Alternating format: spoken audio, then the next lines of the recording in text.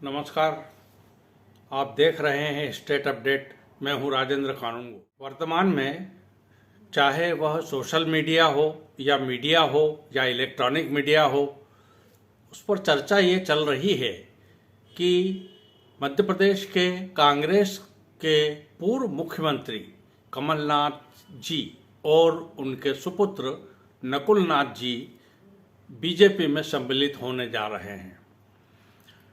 ये एक ऐसी खबर है, इसका यदि आप ध्यान करें तो पहले भी राज्यसभा चुनाव के बाद कांग्रेस में तोड़फोड़ हुई थी और ज्योतिरादित्य सिंधिया अपने अनेक विधायकों के साथ कांग्रेस से पलायन कर गए थे और उन्होंने भारतीय जनता पार्टी का दामन थाम लिया था।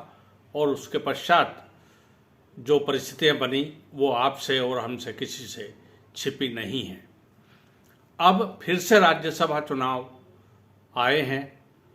कमलनाथ जी को पूरी उम्मीद थी कि मेरा नाम राज्यसभा के लिए चुना जाएगा, वो नहीं चुना गया और फिर परिस्थितियां कुछ ऐसी बन रही है कि कांग्रेस में बड़ी तोड़फोड़ की संभावनाएं नज़र आ रही हैं।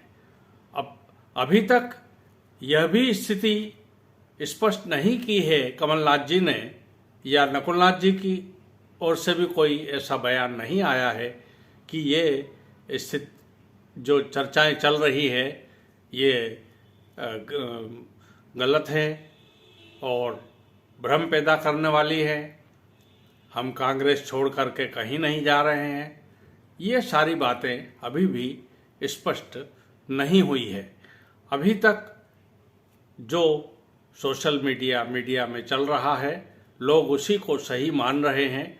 और यदि ऐसा होता है तो मध्य प्रदेश में कांग्रेस बिल्कुल समाप्त हो गई, यह समझने में कोई कोर कसर बाकी नहीं रह जाती है। इसी बीच एक नई बात उभर करके आई थी सामने कि नकुलनाथ जी की पत्नी भारतीय जनता पार्टी के टिकट पर छिंदवाड़ा से लोकसभा का चुनाव लड़ सकती हैं। और यदि ऐसा होता है तो फिर नकुलनाथ जी का क्या होगा और कमलनाथ जी का क्या होगा, यह भी एक प्रश्न सामने खड़ा होता है। वैसे देखा जाए तो कमलनाथ जी वयोवृद्ध हो चुके हैं। राजनीति में इतनी अधिक उम्र वाले व्यक्ति को विश्राम कर लेना चाहिए, ऐसा माना जाता है या माना जाना चाहिए। लेकिन फिर भी महत्वाकांक्षा यदि है और वे और कुछ बनना चाहते हैं या भारतीय जनता पार्टी के टिकट पर छिंदवाड़ा से चुनाव लड़ करके और जीत करके आने के बाद केंद्र में वो मंत्री का पद चाहते हैं तो बात अलग हो सकती है। लेकिन यही बात ज्योतिरादित्य सिंधिया ने रखी थी सामने कि मैं बीजेपी ज्वाइन कर लेता हूं, लेकिन मुझे बीजेपी से राज्यसभा में भेजा जाए और उसके बाद मुझे केंद्र में मंत्री पद दिया जाए। और वे उसमें कामयाब हुए। वे आज भी मंत्री हैं और राज्यसभा के सदस्य हैं। तो कमलनाथ जी क्या यह चाहेंगे कि उन्हें लोकसभा का चुनाव बीजेपी का टिकट मिल करके वो लड़े और उन्हें केंद्र में मंत्री बनाया जाए? तो फिर नकुलनाथ का क्या होगा? नकुलनाथ के भविष्य के लिए ही तो उन्होंने बहुत सारे पापड़ बेले हैं।